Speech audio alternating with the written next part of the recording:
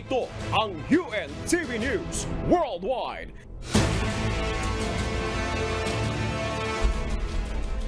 Yes, hello sa lahat ng ating mga kasangbahay sa buong mundo. Salamat sa Diyos sa panibagong araw po at mabuting pagkakataon na bigay sa atin. Hello sa iyo, Abby. Kamusta na? At ganoon din sa ating mga kasamang global correspondents. At ang oras na po natin, 33 minuto makalipas ang alas 4 ng madaling araw. Good morning, Kuya, at magandang umaga mga kababayan sa Pilipinas. Magandang hapon naman dito sa Western Hemisphere. Ngayon ay araw ng Lunes, November 27, 2023. Mula sa Edmonton, Alberta, Canada, ako si Noel Poliarco.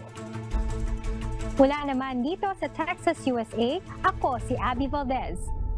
Maghahatid sa inyo ng umaatikabong balita mula sa iba't ibang panig ng mundo. UNTV News Worldwide. Sa ating global headlines. 17 hostages na pinakawala ng Hamas noong Sabado nakabalik na sa Israel. 2 Palestinian inatake umano ng Israeli forces sa Maghazi refugee camp. Libu-libong tao nagkilos protesta upang kondenahin ang violence against women. Sovereignty Act gagamitin upang hadlangan ang proposed energy policy ng Canada. Australian government magbibigay ng disaster relief payments para sa bushfire victims. E-Mobility Asia 2023 isinagawa sa Kuala Lumpur Convention Center.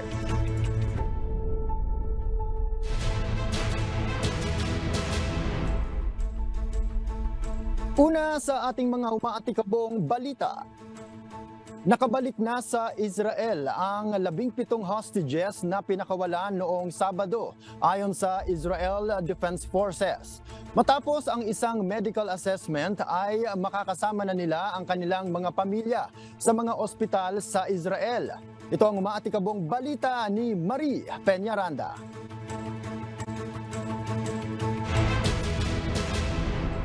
Sinamahan ng Israel Defense Special Forces ang 17 pinakawala na bihag sa teritoryo ng Israel at patuloy silang sasamahan ng mga sundalo papunta sa mga ospital kung saan hinihintay na muling makakasama ang kanilang mga pamilya.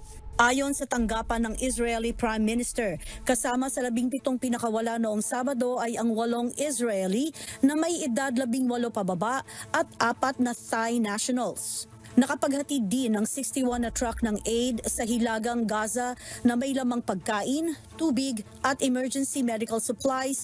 Gayon din nakapagpadala ng 11 ambulances sa Al-Shifa Hospital upang makatulong sa mga evacuations. Nakatawid din ang halos 200 truck at 129,000 litro ng gasolina sa Gaza noong Sabado at umaasa ang United Nations Officer for Coordination of Humanitarian Affairs na kung mas tumagal ang humanitarian pause ay mas maraming tulong ang maipapadala. Napadali rin umano ng International Committee ng Red Cross ang pagpapalaya ng 33 Palestinian detainees mula sa Israel patungo sa West Bank at dumating ang bus na lulan ang mga detainees sa Al-Bireh noong Linggo. Napagkasunduan kamakailan ng Israel at Hamas ang 1 linggong ceasefire sa loob ng 4 na araw kung saan inaasahan ang pagpapakawala ng 50 hostages mula sa Hamas at 150 Palestinians mula naman sa mga kulungan sa Israel. Marie Peñaranda, UNTV News and Rescue. Diyos ang aming sandigan, serbisyo publiko, ang aming pinahahalagahan. Nagsimula ang 4-day ceasefire sa pagitan ng Israel at Hamas noong Biyernes, November 24. Subalit may pinatay umano ang Israeli forces sa Gaza Strip na isang Palestinian farmer at isa pang sugatan sa Maghazi refugee camp ayon sa Palestinian Red Crescent Society o PRCS. Kaya naman maaari itong maging lamat sa isinasagawang truce ng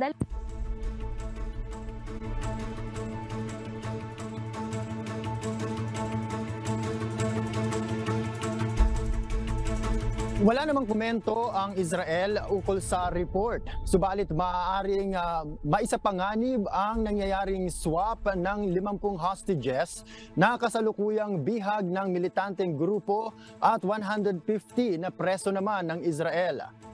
Bukod dito, inanunsyo ng Hamas ang di umano'y pagpaslang sa 4 na military commander kasama ang commander ng North Gaza Brigade na si Ahmad Gal-Gandor. Subalit sa kasalukuyan, hindi pa malinaw kung kailan pinatay ang mga ito. Pagdagsa ng mga tao na nagrarally sa Italy upang kondenahin ang karahasan laban sa kababaihan patuloy na dumadami. Sumiklab ang mga kilos protesta dahil sa isang babaeng pinatay umano ng kanyang kasintahan. Ito ang umaatikabong balita ni Ning de la Peret. Libo-libong tao ang nakibahagi sa mga protesta sa buong Italy. Nanawagan ng mga ito na puksain ang karahasan laban sa kababaihan kasunod ng pagpatay sa isang estudyante sa universidad noong unang linggo ng buwang ito.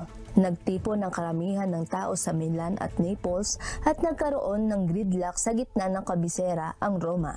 Sinabi ng Pangulo ng Italy na hindi nito palalagpasin ang pagpatay sa mga kababaihan. November 25 ang International Day for the Elimination of Violence Against Women. 106 na ang kasalukuyang bilang ang napatay na kababaihan ngayong taon sa Italy. 55 sa kanila ay mismong karelasyon o dating kasintahan ang sospek, ayon sa Interior Ministry ng bansa. Ang mga protesta ay isa sa paraan ng publiko upang may pahayag ang galit at paghahanap ng hustisya sa pagpatay kay Giulia Cecchettin na pinaslang umano ng kanyang dating kasintahan ilang araw bago siya gumraduate. Isang 22 taong gulang na biomedical engineering student ang biktima na nakatakda sanang magtapos mula sa Universidad ng Padua noong nakaraang linggo. Sa inisyal na investigasyon, lumabas sa isang CCTV footage na nagpapakita sa suspect na si Filippo Turrieta na binubugbog ang biktima sa isang paradahan ng kotse sa kanilang bahay sa Begonovo malapit sa Venice. Ang kanyang katawan ay natagpuan sa ilalim ng isang kanal. Si Mr. Turrieta ay inaresto malapit sa Leipzig sa Germany matapos maglabas ng pulisya ng international arrest warrant at maglunsad ng manhunt para sa kanya. Ipinahayag naman ng unang babaeng Prime Minister sa Italy na si Giorgia Meloni ang pagkagalit sa mahabang kasaysayan ng bansa sa karahasan sa mga kababaihan ng mga nobyo at mga dating nakarelasyon nito. Nangako ang dating punong ministro ng isang bagong educational campaign sa mga paaralan upang labanan ang sinasabi niyang lumalaganap pa rin na pervasive culture of misogynistic violence sa Italy. Ning de la Peret, UNTV News and Rescue. Diyos ang aming sandigan, serbisyo publiko ang aming pinahahalagahan.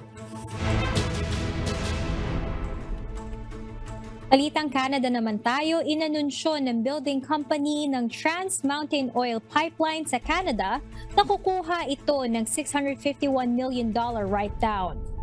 Bunsod ito ng pagtaas ng interest rate sa bansa. Mula sa Toronto, Canada, may umaatikabong balita si Bianca Quijano live.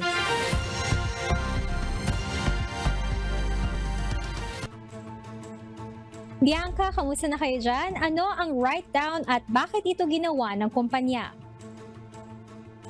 Yes, good morning, Abby. Ang write-down ay isang element ng accounting kung saan binabawasan ang book value ng asset kapag ang fair market value nito ay bumaba sa book value. Karaniwang ginagawa ito upang i-offset ang isang loss o expense. Noong Biyernes, inanunsyo ng Trans Mountain Core o TMC na maglilista ito ng $651 million write-down sa expansion ng oil pipeline.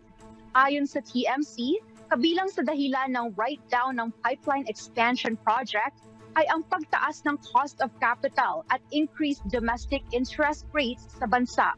Samantala, mula sa initial cost na $7.7 billion, lumobo na ang project cost sa $30 billion ngayong taon. Sa kasalukuyan, 96% completed na ang proyekto at inaasahan na magbubukas ang services sa unang quarter ng 2024. At yan muna ang latest, Abby, mula dito sa Toronto, Canada. Balik sa iyo sa Texas. Bianca, bakit ine-expand ang pipeline sa Canada at gaano kalawak ang project na ito? Yes, Abby, ina-expand ang pipeline sa Canada to meet increased demand, no? Particularly for crude oil. It's to meet demands both domestically at pati na din internationally, Abby, specifically sa mga markets sa Asia. Yes, maraming salamat, Bianca. Bianca Quijano mula sa Toronto, Canada. From East Canada, punta naman tayo sa bahagi ng West. Nagbabala si Alberta Premier Danielle Smith na gagamitin ito ang Sovereignty Act upang hadlangan ang panukalang energy regulation ng federal government. Aniya, makakaapekto ito sa kapakanan ng karamihang Albertans. Mula sa Grand Prairie, Canada, may umatikabong balita si Jeffrey Reyes live.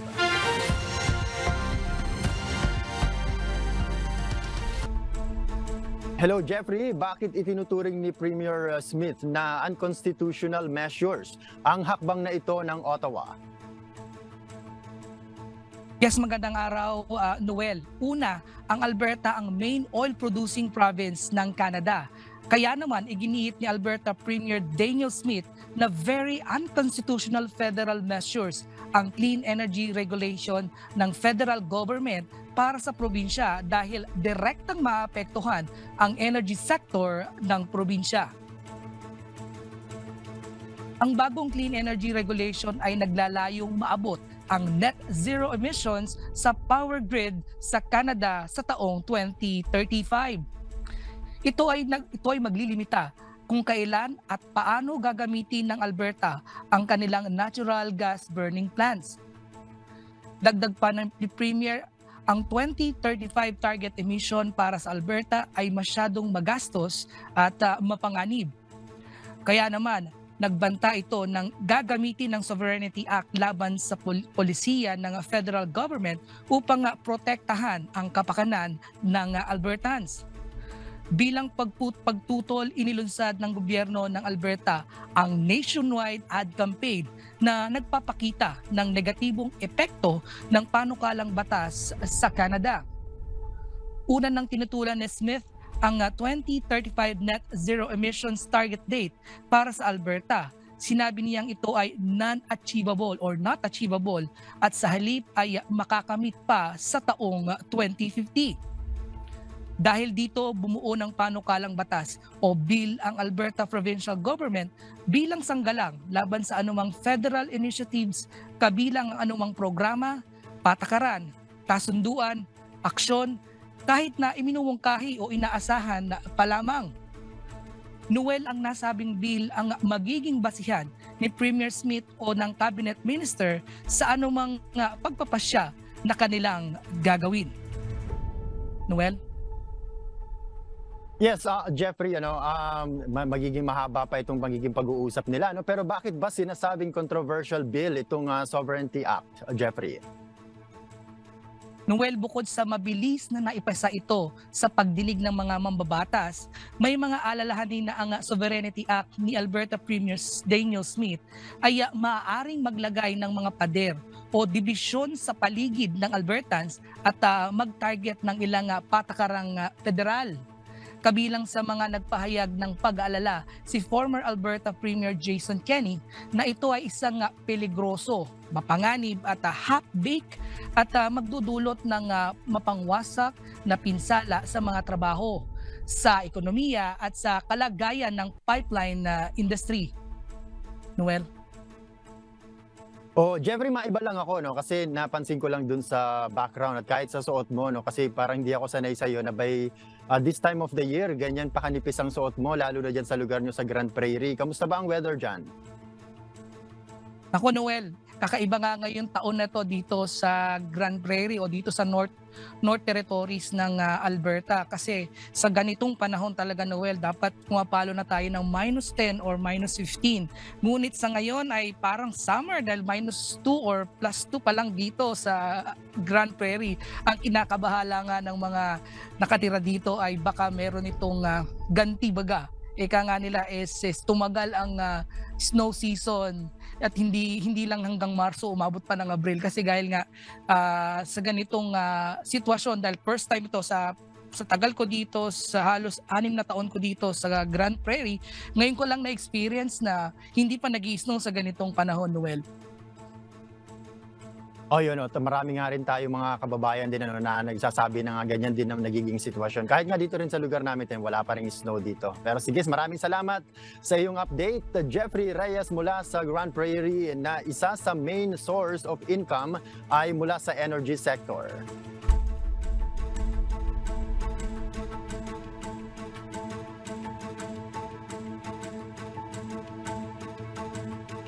Contained and controlled na. Go ahead, Abby. Contained and controlled na ang bushfire na nanalasa sa northern suburbs sa estado ng Western Australia, kung saan natupok ang 18 bahay at iba pang estruktura. Kaya naman makakaasa ng tulong pinansyal mula sa pamahalaan ang mga naapektuhan ng sunog. Ito ang umatikabong balita ni Danny Delieva.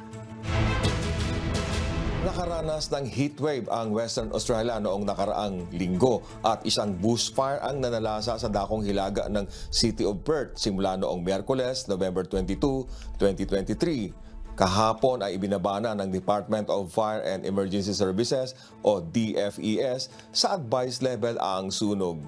Subalit tinupok ng apoy ang nasa 18 kabahayan sa semi-rural area ng Mariginho, Wanneroo, Western Australia. Gayon din ang dose-dose ng istruktura tulad ng sheds. Ilang bahay naman ang nagtamo ng malaking pinsala. Bilang suporta sa mga nasalanta, inanunsyo ni Western Australia Premier Roger Cook ang Premier's Relief Payments para sa emergency needs ng mga kababayan tulad ng pagkain, damit, at iba pang personal needs, transport at emergency accommodation. Makatatanggap ng 4,000 Australian dollars o 146,100 pesos ang mga nawalan o nagtamo ng malaking pinsala sa kanilang bahay. Samantala, 2,000 Australian dollars o 73,050 pesos naman ang tatanggapin ng mga may-ari ng bahay na may hindi gaanong malaking pinsala. Napilitan si Premier Cook na putulin ang official visit sa China upang personal na harapin ang bushfire situation sa kanyang estado. Ayon kay Emergency Services Minister Stephen Dawson, napakahalagang ayuda pagkatapos ng isang emergency ang Premier's Relief Payment habang nag-a-adjust pa ang mga biktima sa dinanas na sitwasyon. Ayon pa sa opisyal, bukod sa ayudang pinansyal, handa rin ang fire crews at support staff ng ahensya na sumuporta sa mga apektado ng bushfire.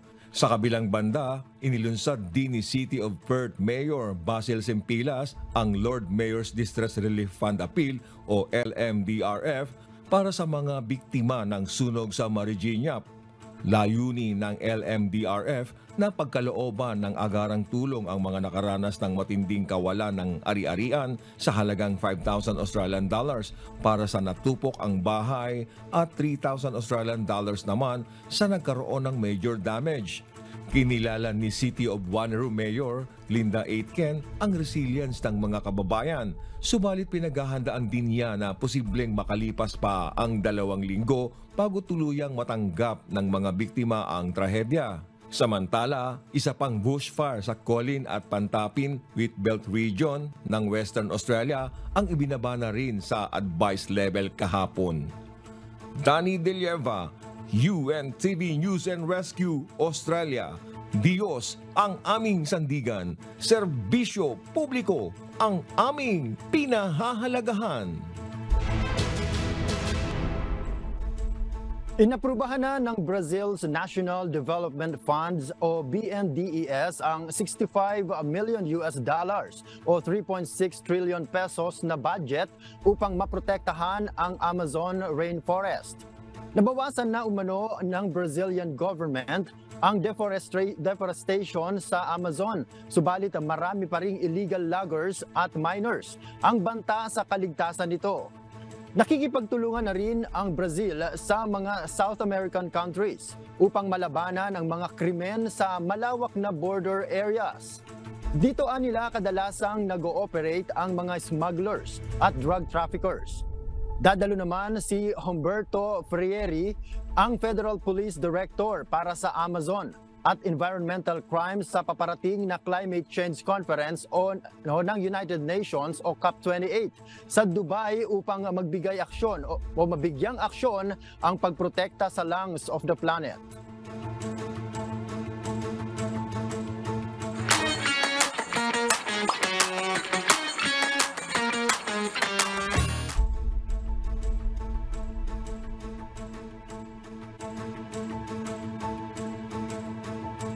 Tatanggapin na ang e-payment sa Philippine Consulate sa Toronto, Canada mula December 1. Samantala, magkakaroon ng training ang Filipino community leaders sa Hong Kong sa December 3. Ito ang umatikabong balita ni Lynn Perez. What's up, kabayan? Tatanggap na ng e-payment as mode of payment ang Philippine Consulate sa Toronto, Canada simula December 1. Mayroong 2.4% convenience fees sa magbabayad gamit ang kanilang credit card at 4% naman sa mga gagamit ng debit card.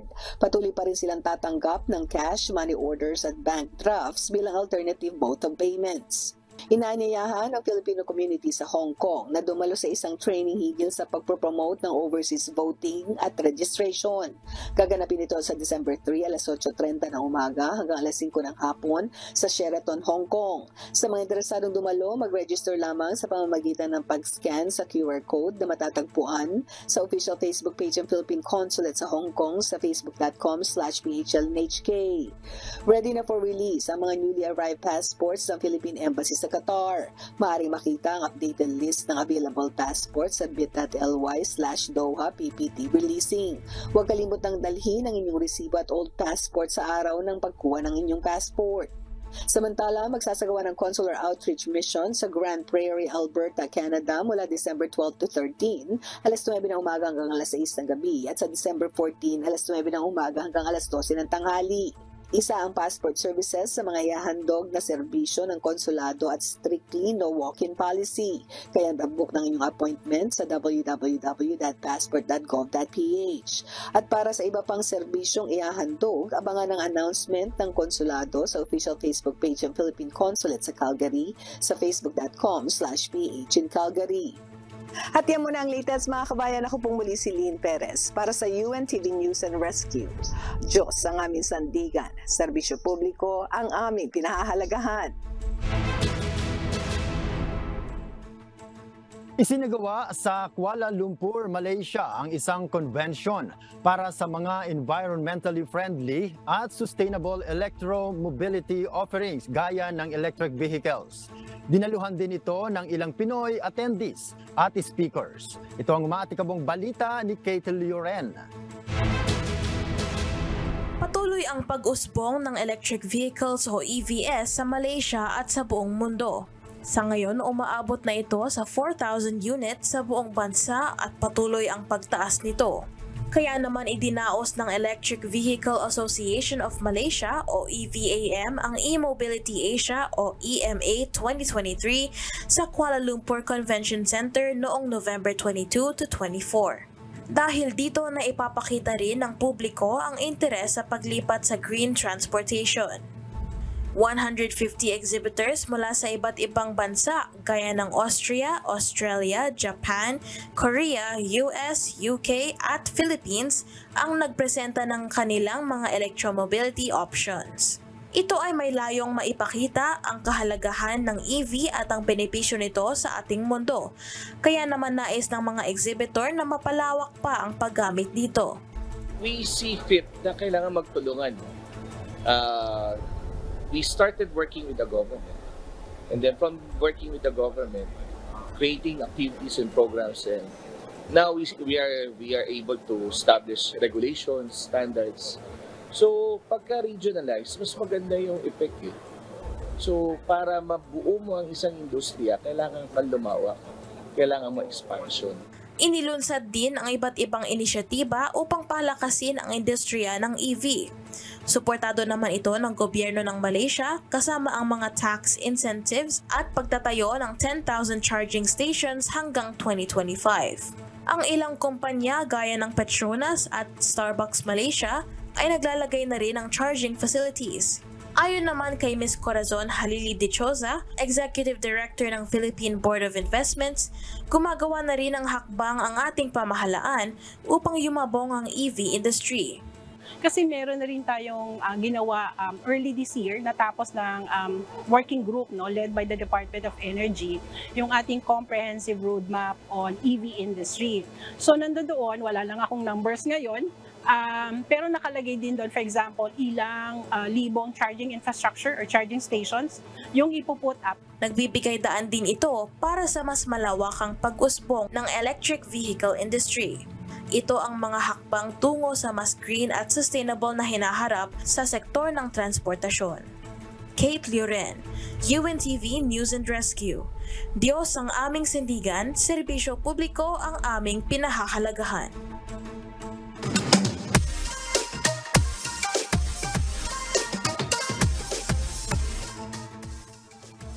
O eto na, Noel, ang di natin makakalimutan, ang pinakaabangan nating lahat. Pwede bang bumati? Pwedeng pwede! Narito ang pagbati ng ating kababayan. Hello po mga kapatid, nandito po ako sa lokal ng Edmonton, Canada. Nais ko lang po bati, ako po si Sis Jocelyn Aurolio ng lokal ng Bonnie Avenue, Mandaluyong.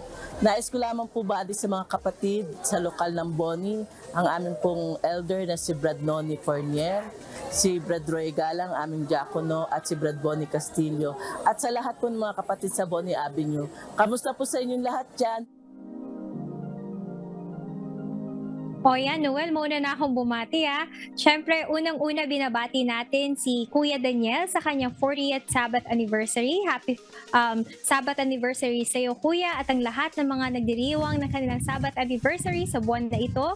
Binabati ko rin ang MCGI sa Dallas, sa Texas, sa Austin, sa Houston, at pati na rin sa Arkansas, Oklahoma, at sa iba't ibang panig ng mundo. Noel? Yon, syempre din ako babati din ako ng happy Sabbath anniversary po Kuya Daniel, at mula sa aming lahat ng mga magkakapatid at maging sa dakong ito, mahal na mahal ka po namin Kuya, at salamat sa Diyos at meron kaming Kuya Daniel. And also hello din po kay Brad Bert and Sis Hilda Mendoza dyan sa Rainbow Lake na lagi rin nanonood po sa atin, kay Madel and Abong Garcia, kay Bebot and Hernan Galicia, ganun din kay Eileen and Jess Torres, kay Grazil Lumabong, kay Brad Ding and Sis Evelyn Velasco, kay Brad Joms and Sis Jean Torres, Trampe rather, kay Brad Ruel Lobaton, kay Brad Rap Puzon, kay Sis Nikki Villagracia, Ruth Tua, kay Brad Daniel and Sis Esme Cabradilla, at hello din kay Sis Jessica yon, nandito sa Edmonton, at sa lahat ng ating mga taga-subaybay po araw-araw sa lahat ng programa natin sa UNTV. Ayon, Abby. Noel, kaya mga kasangbahay, kung meron kayong hindi napanood na balita o nais niyong muling tunghayan ang UNTV News Worldwide, maaari niyo po itong balikan sa aming mga official social media account. I-like at i-follow lamang ang UNTV News and Rescue Facebook account at i-click ang subscribe button sa UNTV News and Rescue YouTube channel. Mapapanood nyo rin po dito ang iba pang news programs ng UNTV, pati na ang iba pang video na nag-iisang public service channel. Kaya tara na, subscribe, like, and share. At narito naman po ang mga salita ng Diyos na maaari nating baunin sa pagpapatuloy ng araw na ito. Nasusulat sa Book of Psalms chapter 111 verse 10. The fear of the Lord is the beginning of wisdom. A good understanding have all they that do his commandments. His praise endureth forever.